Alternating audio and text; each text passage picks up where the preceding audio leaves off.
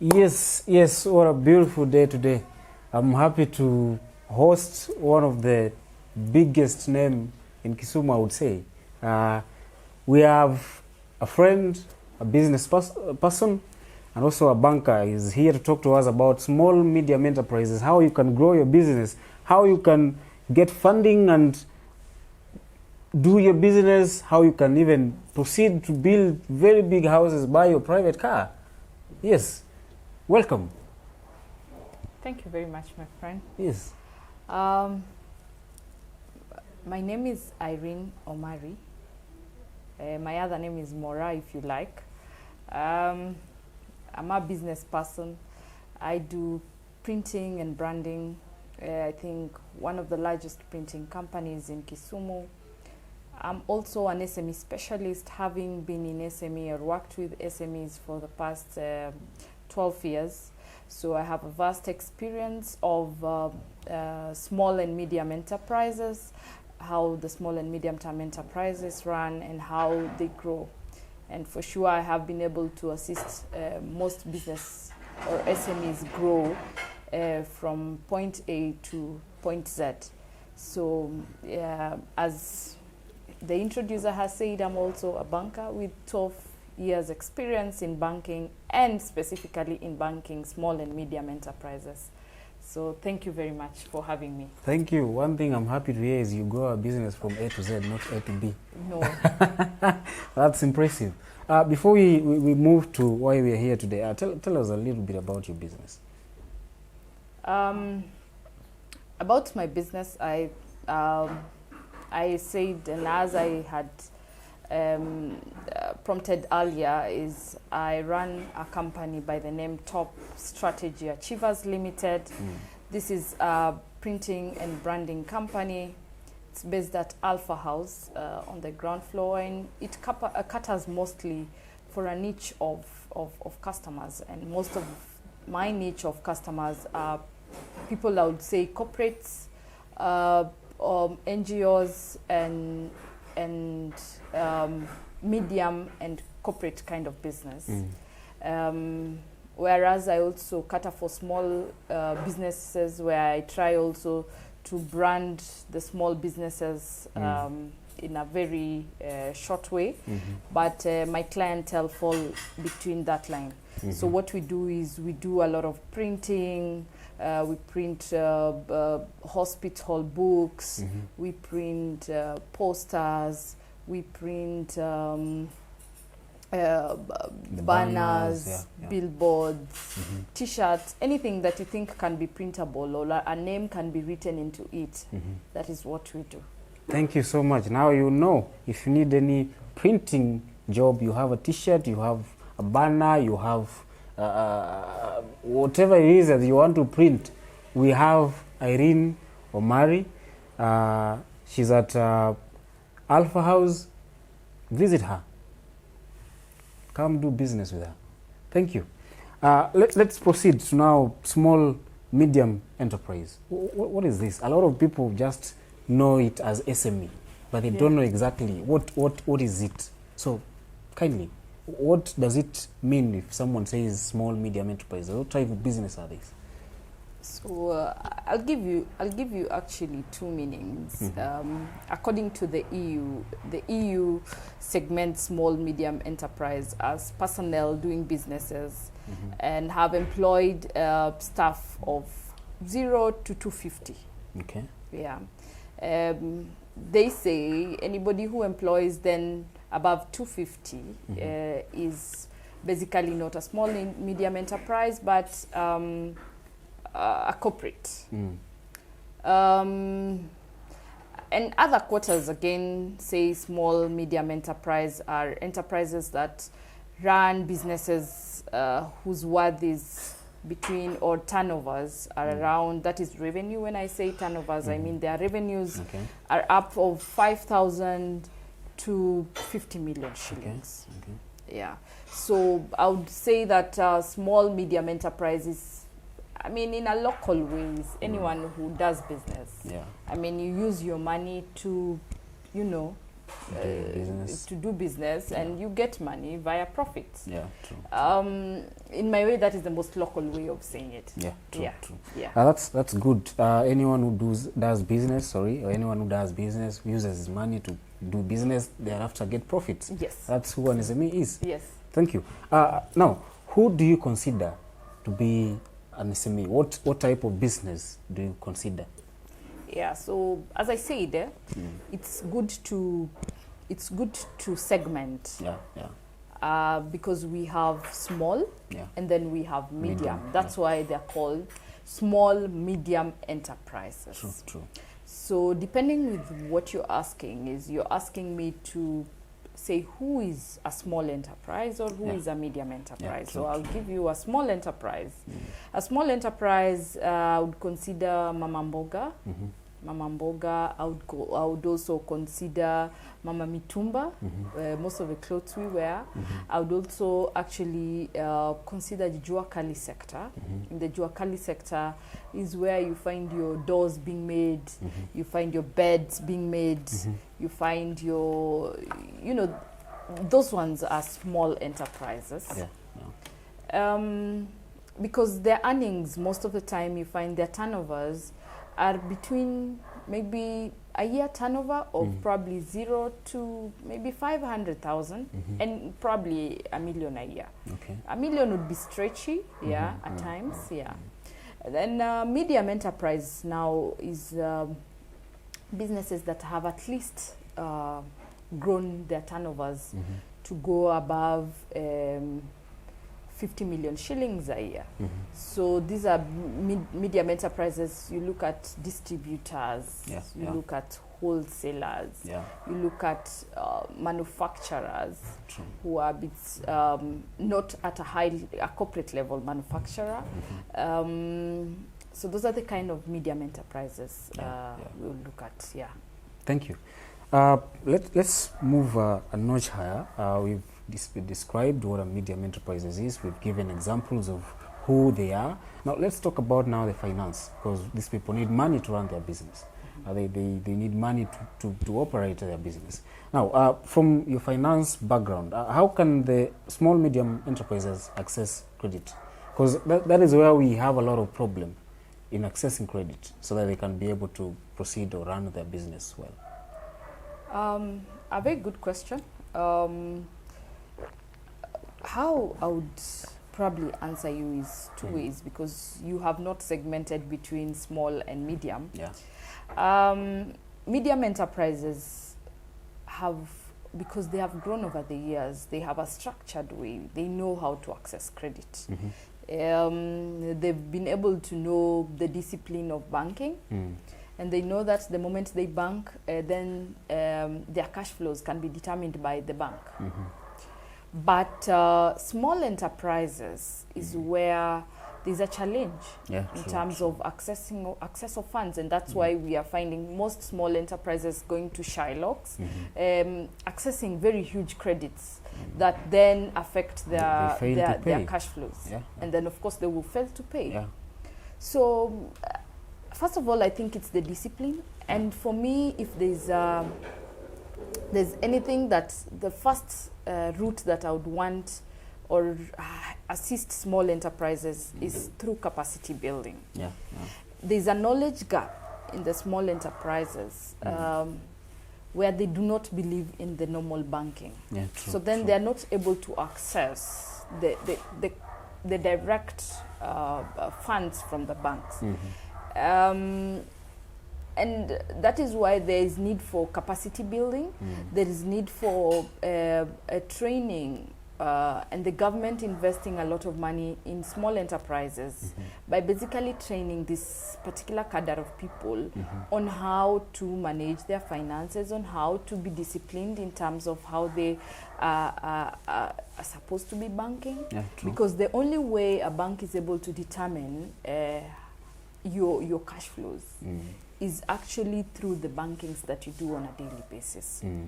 So my advice then for the small enterprises is first of all, to learn a culture of banking, to learn the culture of opening an account in a normal bank, in a very structured bank. Avoid Shylocks. Avoid non-listed CBK operators. Yeah, true. Try and work with CBK, what the CBK has given us, as people who can be able to give us finance. Yeah. So the best way is, first of all, look at the people now, how you're going to finance on a structured basis. Yeah, true. Is as look at the bank that you want to bank in. What do they need in their bankings? And most banks, and even circles, for a circle to be able to give you money, you must have saved, so that they are able to give you. They are able to give you 3 times of your savings. For a bank, the bank will be able to look at your bankings. That is your turnovers. And that's why for the small enterprises, I would advise that even if you sell 1,000 shillings today or 2,000 shillings today, take it through the bank. Bank 2,000 shillings. If you sold 3,000, bank 3,000. At the end of the day, the bank will look at your turnover and say you have a turnover of 90,000 shillings. Yeah, true. But what small enterprises do is they don't bank their sales. Exactly. The funds they get, if they get funds today, let's say they sell 2,000. Would keep them in the house. Some of them keep them under the bed. Yes, actually they don't keep. What they do, some of them want to sell for the following morning. So what they do is they are going to do purchases. Yeah, true. So they would not take it to the bank. They would purchase it directly. Yeah, true. And sometimes they purchase cash. So the bank is not able to look at what are your cash flows. Yeah, true, true. So that is one of the good ways of which I think a small enterprise should learn how to bank. Yeah, true. Secondly, involve yourself in chamas. Because I know for the mamambogas, I have a lot of chamas and I have a lot of groups and do a lot of table banking. There are banks that are financing chamas. There are banks that are financing groups where the group members are the guarantors. So in this case, the collateral is the guarantor most of the time.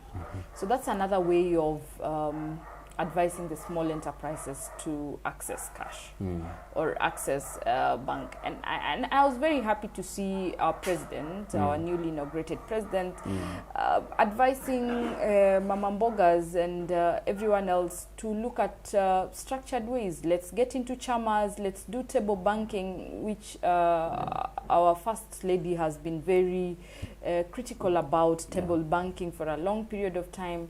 And that's a very strong way of growing and accessing funds in terms of finances. Thank you so much. You've had it for yourself. Please go to a bank, open a bank account. If you can't, join a chama. At least for you to be able to access these credits. Because that's where we also have a challenge. Someone will just walk into a bank, they need a loan, but the bank cannot find their previous cash flows. So please go to a bank, open a bank account. Moving on, a lot of the people in the small medium enterprises, or let me be categorical about the small enterprise. These people, a lot of them are on CRB. A lot of them have acquired loans and have not been able to pay those loans, and therefore they've been listed in CRB. So how can you advise them? What is the best way that they can get out of this CRB thing, so that they can at least proceed with their life? Because CRB is like a jail or something. You are not able to get finances from anywhere. So how can they do this? So you see, the fact that a business person has been listed on CRB, it hasn't stopped that person from doing business. True. That person is still doing business. And they were listed on CRB because they did not pay their loans. But I'm not sure if the person is still in business, cannot still be able to pay their loans. So the best way for a small enterprise who is listed on CRB is to look for a way of paying back that loan. And the best way is to go and negotiate with the bank. Or if it's a Shylock, or if it's this small financial institutions. Like the circles. Go and negotiate. If you order 100,000 shillings and the 100,000 is what has listed you, as a person, a business person, you have the rights, by law to negotiate credit and to negotiate your borrowings. So, and I don't think if you're listed today and you went to the bank and said, okay, fine, I have been listed, I have not paid 100,000, but I am requesting for a plan. Give me a plan on how I can repay this loan so that I can get out of CRB. And that's why I've advised the small enterprises to shy away from Shylocks. Go to structured banks. The moment you go to a structured bank, they will be the first to restructure that facility. What they will do, they would ask you, how much then are you able to pay from your business cash flows? How much are you able to pay? If you're able to pay 1,000 shillings a day, can you be able to pay 10,000 shillings a month? I mean, a debt of 100,000 shillings, a normal bank would probably even give you 5,000 shillings to pay on a monthly basis. So that is the best way. There is no other way. Okay, and of course we are happy that the president has pushed some lenders to get a group of people who are listed on CRB out of CRB. Yeah, true. Whereas I totally agree, but he will not be able to push like that every year. There is need for a structured way of paying or repaying debt. There's need for negotiation, there's need of restructure of debt, because you might have gone to CRB not because you didn't want to pay, but because probably Corona affected your business, probably maybe the cash flow in the business is low. So there must be a way. There must be a way. I'm happy that you've said that we can negotiate with a bank or a financial institution. Yes, for us any to be able financial to institution, yes. Absolutely. And I'm happy that you're here today, because this is something that a lot of people didn't know. Yes. So someone would think that when they are in CRB, that's the final, or that's the end of them getting credits. But I'm happy you're here today, and we have to give it to the president. Yes, we have to give it to the president for the And I mean, it is not life and death. True. There's supposed to be a way. There's supposed to be a way in which, even if we are locked up, there's a way of unlocking. So the way is always to repay the debt, restructure the debt, negotiate to restructure. If you can't be able to pay it, tell them, give me a very structured way of paying it. If I can pay 100 shillings daily, that's the best way. And from this conversation, we also need a lot of discipline. There's lack of discipline. There's a lot of lack of discipline in the small, medium, in the small enterprises, I mean. Because someone would take a loan and maybe they're not able to pay because they've misused the finances. There's a lot of discipline. And that's why when I started, I said, it is important for us to increase capacity building. It is important for us to train our own people. It is important for us to organize a lot of training for small enterprises, whereas the government might say they are broke not to be able to train the small enterprises. We have media channel ways of doing that so that we don't have to spend money in hotels and in conferences. There are various ways. Right now, maybe 60% of Kenyans are using Android phones, and they can be able to be trained using the current Zoom technologies, the current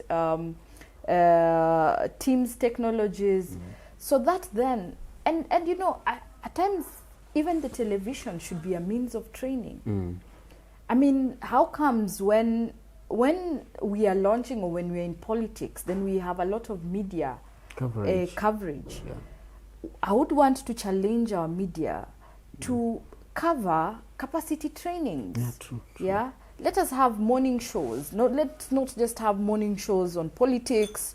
Let us not only have morning shows on the current affairs of the government. Let us have morning shows on capacity training. True. Let us train our small enterprises on how to run their businesses. The morning shows that we have every morning in different radio stations. Yeah. In my view, it would be a very good thing to see those morning stations offering capacity training. Get experts to be able to train small enterprises on how well they can be able to do business, on how well they can be able to save, on how well they can be able to pay credit, and how well they can be able to bank.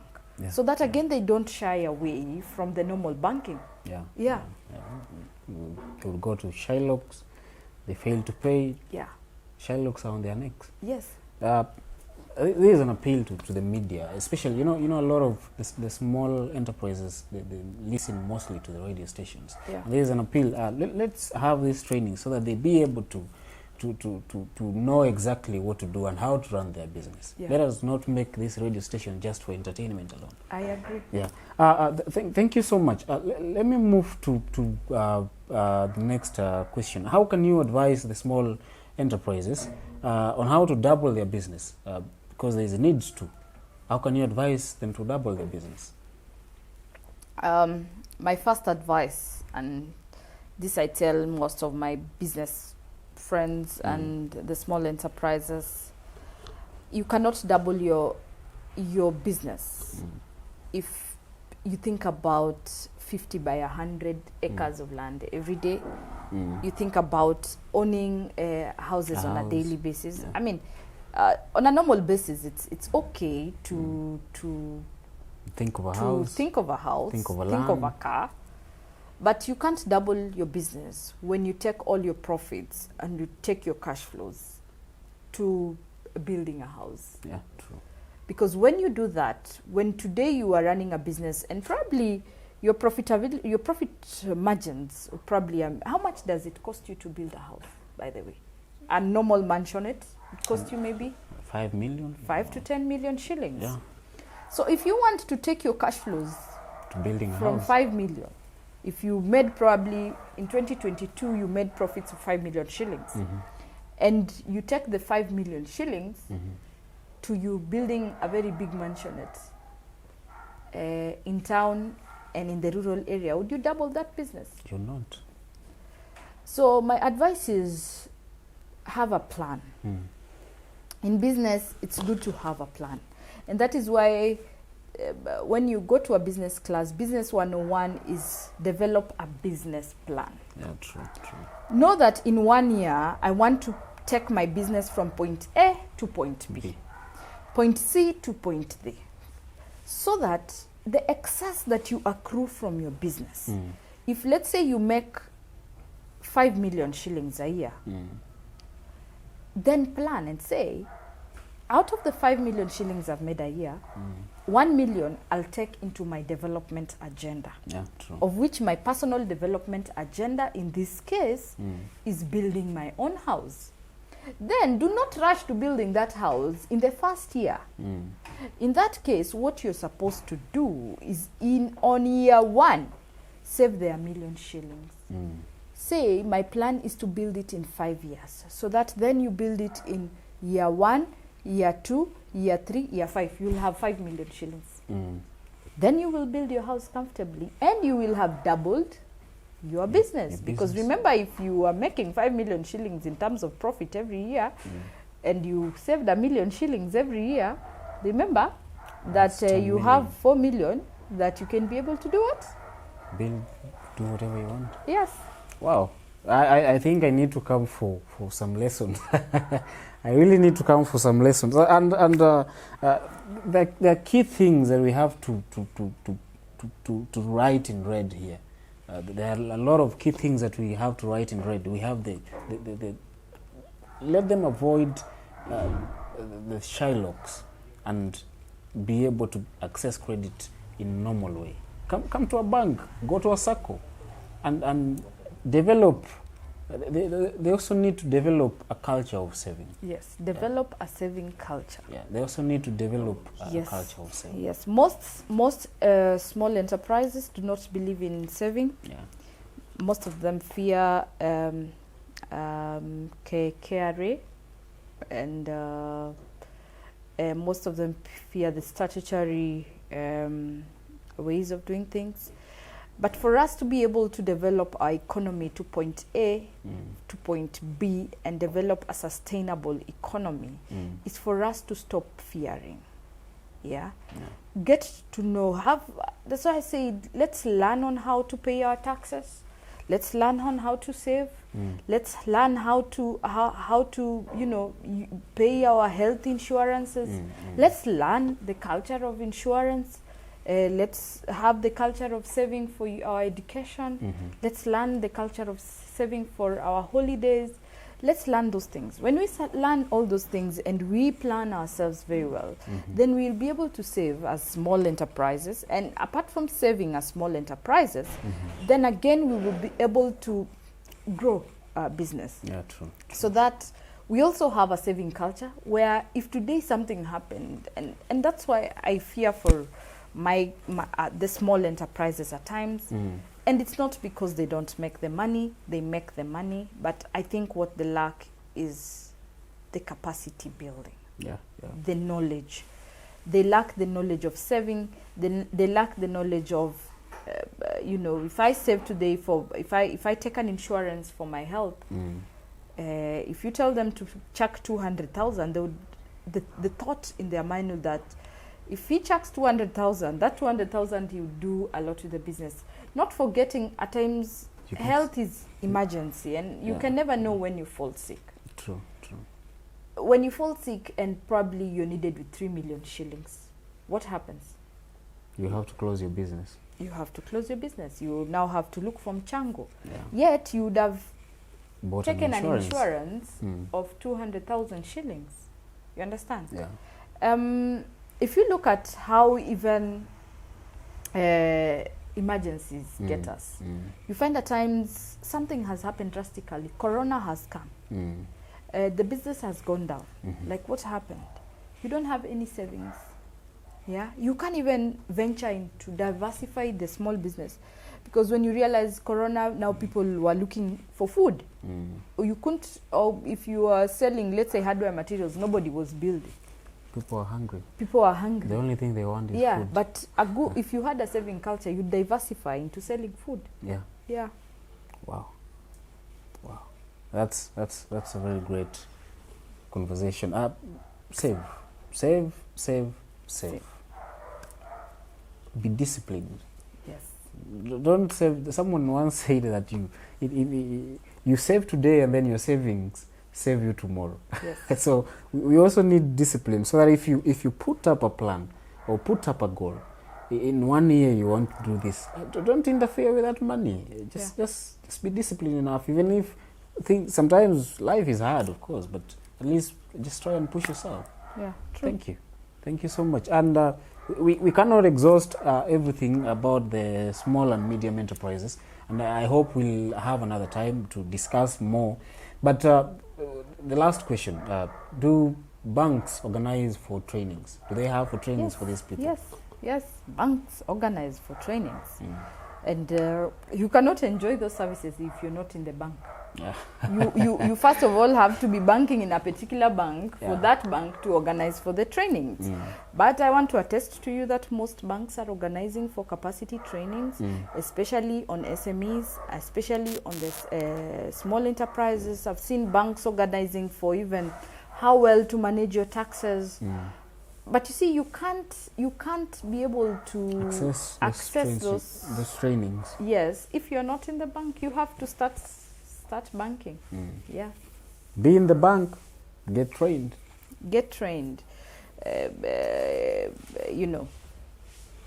Have structured banking ways. Avoid Shylocks at all costs, because a Shylock would charge you probably 30% a month.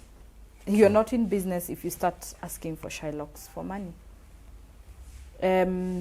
don't run away as my parting shot. If business goes down, don't run away from the bank. Face the bank head on. Tell the bank, my business has encountered X, Y, and Z. And I want you to restructure my business and my particular loan so that I'm able to pay this well.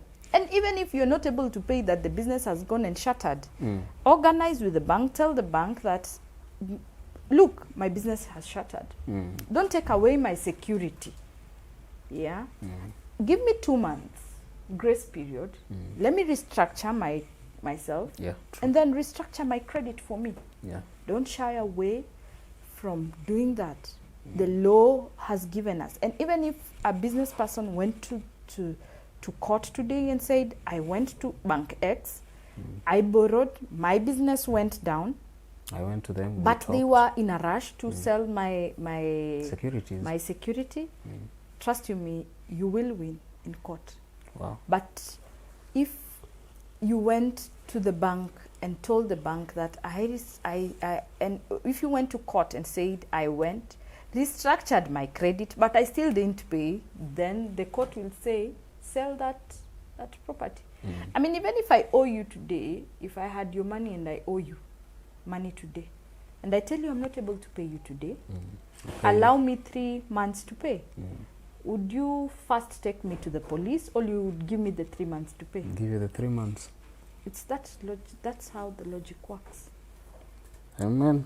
That's all I can say. Thank you so much. It has been great and very great discussion we've had here. Irene, asante sana. There are a lot of things that you didn't know. Now you know. Yes. There are a lot of things that you didn't have a clue about. Now Absolutely. You know. Please know how to grow your business. Know how to be a friend to a bank. Kuwa rafiki wa bank, baba. Acha kukopa loan kwa rafiki yako anakunyanyasa na mwishowe biashara yako inaanguka. Thank you so much. Welcome. Asante sana. Asante sana. Thank you so much. Till next time.